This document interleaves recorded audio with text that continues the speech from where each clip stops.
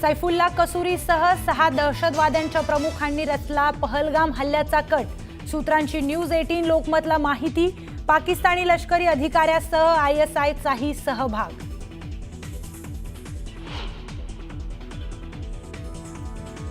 पहलगाम हल्ल्याचा NIA कडून तपास सुरू। स्थानिक फोटोग्राफरच्या कॅमेऱ्यात दहशतवादी हल्ला कैद। 2 दहशतवादी झाडामागे तर 2 झिपलाईन जवळ लपल्याची माहिती।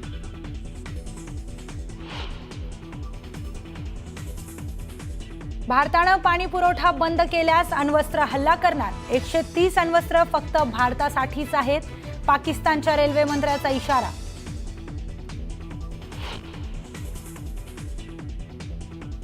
पहलगाम हल्ल्यानंतर पाकिस्तानी नागरिकांना भारत सोडण्याच्या आदेशाचा आज शेवटचा दिवस। अटारी वाघा बॉर्डरवर नागरिकांची मोठी गर्दी।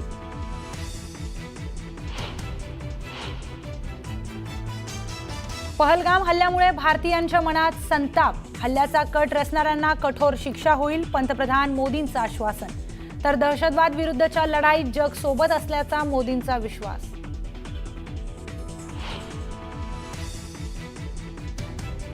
जेवढे पाकिस्तानी नागरिक आहेत ते सापडलेत, सर्वांना घालवण्याची व्यवस्था केली आहे, एकही पाकिस्तानी राहणार नाही, मुख्यमंत्री देवेंद्र फडणवीसांचं विधान।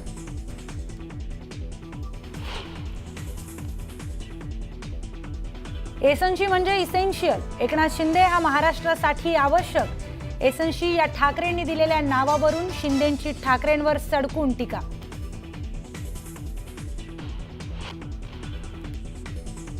आणि छत्तीसगडच्या सीमेवर लष्करानं माओवाद्यांना घेरलं। लष्कराला डोंगराच्या भागात आढळली गुहा। सलग 6व्या दिवशी लष्कराकडून शोध मोहीम सुरू। दरम्यान पहलगामच्या बैसरण हल्ल्याचा मास्टरमाइंड लष्कर-ए-तोयबाचा डेप्युटी चीफ कमांडर सैफुल्ला कसूरीच असल्याची माहिती विश्वसनीय सूत्रांनी न्यूज 18 लोकमतला दिली आहे। फेब्रुवारी महिन्यापासूनच बैसरण हल्ल्याची प्लॅनिंग सुरू होती। या प्लॅनिंगसाठी पाकिस्तानी लष्करातील उच्चस्तरीय अधिकारी आणि पाकिस्तानी गुप्तचर संस्था ISIच्या अधिकाऱ्यांनी लष्कर-ए-तोयबाला मदत केल्याची ही माहिती आता समोर आली आहे। सैफुल्ला कसूरीने फेब्रुवारी महिन्यात काश्मीरला स्वतंत्र इस्लामिक राष्ट्र बनवू अशी घोषणा केली होती। त्यानंतर फेब्रुवारीपासून ते 18 एप्रिलपर्यंत म्हणजेच बैसरण हल्ल्याच्या 4 दिवसापूर्वीपर्यंत सैफुल्लाने वारंवार POKचा दौरा केला। यात त्याने लष्कर-ए-तोयबा आणि हिजबुल्लासह इतर दहशतवादी संघटनांचे POKतील कमांडर यांच्या वारंवार भेटीगाठी घेतल्या। याच बैठकांमध्ये त्याने बैसरण हे ठिकाण निवडलं आणि तारीखही निश्चित केल्याची माहिती सूत्रांनी दिली आहे। सैफुल्लासह यात लष्कर-ए-तोयबाचा POKतील कमांडर अबू मुसा, मोहम्मद नवाज, अब्दुल्ला खालिद तर हिजबुल्लाहचा ऑपरेशनल कमांडर अब्दुल रफा रसूल आणि हुजी कमांडर इद्रिस शाहीन यांचाही समावेश आहे। दरम्यान हल्ल्याचा कट कसा रचला ते पाहूयात। 2 फेब्रुवारी 2025 मध्ये सैफुल्लाकडून स्वतंत्र काश्मीरची घोषणा करण्यात आली। तर फेब्रुवारी 2026 पर्यंत काश्मीरला इस्लामिक राष्ट्र बनवण्याची घोषणा करण्यात आली। फेब्रुवारी 2025 ला सैफुल्लाची अबू मुसा, इद्रिस शाहीन, मोहम्मद नवाज, अब्दुल रसूल आणि अब्दुल खालिद सोबत या संदर्भात बैठकही झाल्याचं कळतंय। मार्च 2025 POKतील मीरपूर खंबल भागात बैठक आणि बैठकीत पहलगाम हल्ल्याचा कट रचला गेला। त्याचबरोबर 11 मार्च 2025 ला सैफुल्लाचा मीरपूर POK दौरा तर सैफुल्लाची दहशतवादी संघटनेच्या म्होरक्यांसोबत बैठकही त्याच दिवशी पार पडली। मार्च 2025 मध्ये पुन्हा लष्कर-ए-तोयबाच्या म्होरक्यांची बैठक झाली। हल्ल्याची तारीख आणि अंतिम नियोजन तिथेच ठरलं। 18 एप्रिल 2025 ला हल्ल्याच्या म्हणजे 4 दिवस आधी लष्कर-ए-तोयबाच्या 5ही कमांडरची सभा झाली। या सभेतून पहलगाम हल्ल्याचा इशारा देण्यात आला होता। एक मोठी ब्रेकिंग न्यूज समोर येते। बैसरण हल्ला प्रकरणी एक महत्त्वाची अपडेट आली आहे। बैसरण हल्ल्याचा NIA कडून तपास सुरू करण्यात आलाय। NIAच्या तपासात महत्त्वाचा साक्षीदार समोर आलाय। स्थानिक फोटोग्राफरच्या कॅमेऱ्यात दहशतवादी हल्ला कैद झालाय। 2 दहशतवादी झाडामागे तर 2 दहशतवादी झिप लाईन जवळ लपले होते।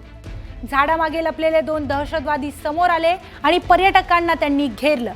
त्याच नंतर झिप लाईन मधले लपलेले दहशतवादीही समोर आले, त्यांनीही पर्यटकांना घेरलं। दहशतवाद्यांनी पर्यटकांकडून कलमा म्हणण्यास त्यांना भाग पाडलं। ज्यांना कलमा म्हणता आला नाही त्यांना मारण्यात आलंय।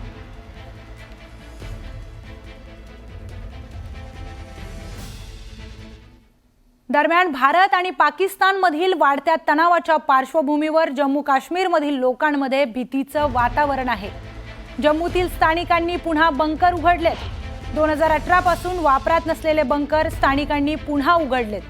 काश्मीरी नागरिकांनी बंकरची साफसफाई केली आहे। स्थानिकांच्या म्हणण्याप्रमाणे त्यांना पाकिस्तानवर आता विश्वास राहिला नाहीये, कारण ते सैन्य आणि नागरिकांचं नुकसान करण्यासाठी कुठल्याही थराला जाऊ शकतात असं तिथले स्थानिक लोक म्हणतात। पहलगाम हल्ल्यानंतर स्थानिकांमध्ये देखील भीतीचं वातावरण आहे। कुपवाडामध्येही स्थानिकांनी आपल्या बंकरची साफसफाई केली आहे। एका घरातील बंकरचा आढावा घेतलाय आमचे प्रतिनिधी अमित पांडे यांनी। वक्त हम कुपवाड़ा इलाके में मौजूद हैं, कुपवाड़ा के चौकीपल इलाके में, और एक ये घर है यहाँ पर, और यहाँ पर इन्होंने अपने खुद के बंकर बनाए हैं और वहाँ पर भी तैयारी उन्होंने अपनी उसकी मुकम्मल की है, क्योंकि जैसे ही पहलगाम आतंकी हमले के बाद मूवमेंट हुआ है तुरंत जो सेना की गश्त है, पाकिस्तान की ओर से खतरा है वह भी बढ़ गया है। तो अब जो लोगों ने यहाँ पर बंकर बनाए हैं हम उसकी तस्वीर यहाँ पर देख सकते हैं। देखिए न्यूज़ 18 इंडिया पर ये खास कुपवाड़ा इलाके में लोगों द्वारा बनाए गए बंकर की ये तस्वीर है। और जैसे ही पहलगाम हमला हुआ उसके बाद इन्होंने अपना एहतियात बरतते हुए पूरी तैयारी यहाँ पर की है और इस तरीके का ये बंकर है। देखिए चारों ओर से यहाँ पर किसी के भी व्यू की कोई भी गुंजाइश नहीं है। बत्ती उन्होंने लाइट इन्होंने लगाई है, इसकी पूरी सफाई यहाँ पर की है और लोग हैं यहाँ पर, हम इनसे बात करते हैं। ये बताइए कि आपने, थोड़ा सा बैठ जाइए, ये बताइए कि आपने यहाँ पर इस बंकर को इस पहलगाम हमले के बाद क्या तैयारी यहाँ पे? सर हमने इधर सफाई वफाई करके रखी है सर, खुदा न खास्ता कुछ हो जाए तो छुपने के लिए थोड़ा जगह इधर। ऐसा खतरा क्यों है आपको? सर ये पहलगाम हमले के बाद सर ये बताइए कि ये पाकिस्तान की ओर से अब भी कोई आशंका रहती है ऐसे शेलिंग की और इस तरीके के कार्रवाई की, खुराफात की? जी सर करते हैं सर, वो शेलिंग करते हैं। पिछले साल भी किया था, 5 साल पहले सर। नहीं 5 साल पहले किया था, पिछले साल? नहीं 5 साल पहले, 5 साल पहले। उस दिन 3 आदमी मरे थे इधर सर, लड़की एक मरी थी, बच्चा एक मरा था। हमेशा भी ऐसे ही पाकिस्तान की ओर से कोशिश रहती है। पहलगाम हमले में भी 26-27 लोगों को मारा गया है। तो क्या मतलब आप तो सीमा पे रह रहे हैं, फिर खतरा बढ़ गया है, मतलब गुस्सा नहीं आता पाकिस्तान पे? बहुत सर। हाँ सर, हम इस मकान में 25 आदमी है सर, हम भाग के जाएंगे सर। माँ है, बूढ़ी माँ है, उसको हार्ट की प्रॉब्लम है, बच्चे उनको हार्ट की प्रॉब्लम है सर। जैसे गोला फजता है होता है ये, वो डर जाते हैं बच्चे सारे सर, फिर इधर छुपने के लिए आते हैं सर। इनका कहना है कि इन्होंने अपने इंतजाम तो किए ही हैं, साथ ही साथ संकट की इस घड़ी में फौज के साथ कंधे से कंधा मिलाकर यह खड़े हैं। कैमरा पर्सन राकेश नेगी के साथ अमित पांडे, कुपवाड़ा, न्यूज़ 18 इंडिया। दरम्यान पहलगाम हल्ल्यानंतर भारताने पाकिस्तान विरोधात कठोर पावले उचलली आहेत। सिंधू करार स्थगित केल्यानं पाकिस्तान बिथरलाय। यानंतर पाकिस्तानचे मंत्री, नेते आणि भारताला धमक्या देत आहेत। पाकिस्तानचे रेल्वे मंत्री हनीफ अब्बासी यांनी भारताला अणुबॉम्बची धमकी दिली आहे। रावळपिंडीत बोलताना अब्बासी यांनी भारताने पाकिस्तानचे पाणी थांबवल्यास आम्ही कारवाई करणार असल्याचा इशारा दिलाय। आमच्याकडे गौरी, शाहीन, गजबीसह 130 अणुबॉम्ब आहेत, ते आम्ही भारतासाठीच ठेवल्याचं अब्बासी यांनी म्हटलंय। दरम्यान मुख्यमंत्री देवेंद्र फडणवीसांनी पाकिस्तानच्या या मंत्र्याला जोरदार प्रत्युत्तर दिलंय।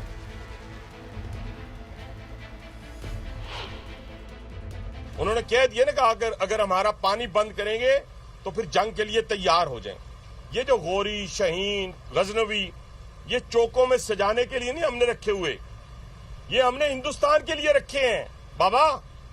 ये जो 130 एटॉमिक हमारे पास वेपन है वो हमने सिर्फ मॉडल बनाने के लिए नहीं रखे हुए, और आपको पता ही नहीं कि हमने पाकिस्तान के किस किस हिस्से में रखे हुए हैं। ये दुनिया भी जानती है, आप भी जानते हैं, वरना आप तो इतने मक्कार बनिए हैं कि अभी तक पाकिस्तान के ऊपर कई दफा हमलावर हो चुके होते आप।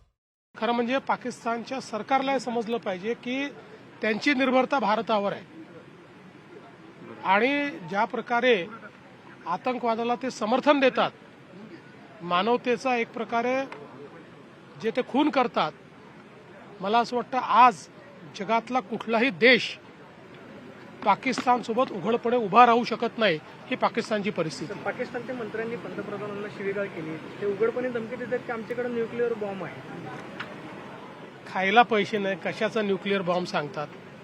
खायला पैसे नाही, त्यांच्याकडे भुके मरून राहिले लोक. काय त्यांची अवस्था, न्यूक्लिअर बॉम्ब सांगून राहिले. दरम्यान त्यांच्याकडे खायला पैसे नाहीत, ते काय अणुबॉम्ब फोडणार असं वक्तव्य मुख्यमंत्र्यांनी केलंय. वळूया पुढच्या बातमीकडे.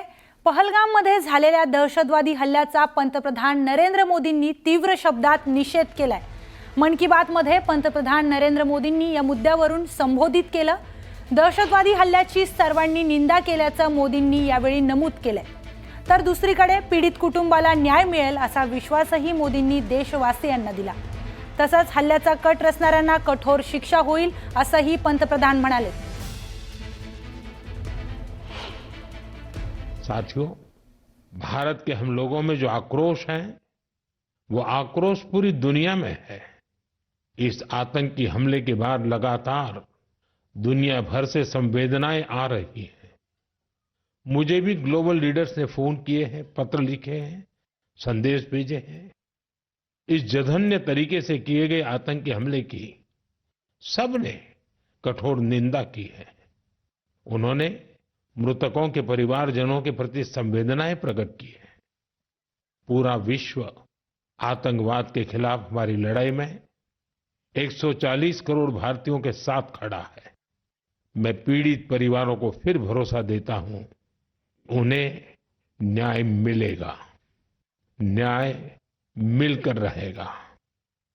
इस हमले के दोषियों और साजिश रचने वालों को कठोरतम जवाब दिया जाएगा. याचबरोबर जम्मू काश्मीरमधील पहलगाम जवळ असलेल्या बैसरण खोऱ्यात दहशतवाद्यांनी पर्यटकांची हत्या केली. या भ्याड हल्ल्यानंतर भारतीय लष्कर आणि सुरक्षा यंत्रणांनी दहशतवाद्यांविरोधात मोहीम हाती घेतली आहे. यंत्रणांनी दहशतवाद्यांच्या घराला सुरंग लावत धडक कारवाई केली. आतापर्यंत जम्मूतील 9 दहशतवाद्यांची घरं उद्ध्वस्त करण्यात आली आहेत. सुरक्षा दलाने बांदीपोरात जलील अहमद नावाच्या दहशतवाद्याचं घर स्फोट घडवून उडवण्यात आलंय. याआधी तर शोपियामध्ये अदनान शफीचं घर जमीनदोस्त करण्यात आलं. अदनान शफी हा वर्षभरापूर्वी लष्कर-ए-तोयबा या दहशतवादी संघटनेत सामील झाला होता. तर कुपवाडामध्ये फारूक अहमदचं घरही बॉम्बने उद्ध्वस्त करण्यात आलंय. याआधी दहशतवादी आसिफ शेख, आदिल गुरी, शहीद अहमद आणि एहसास शेख झाकीर गणीचं देखील घर जमीनदोस्त करण्यात आलंय.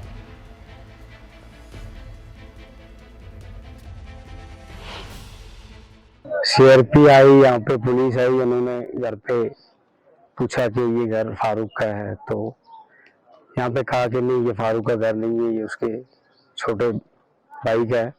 तो फिर सबको निकाल दिया, किसी को उस इलाके में नहीं रहने दिया, पूरा कॉर्डन था एरिया.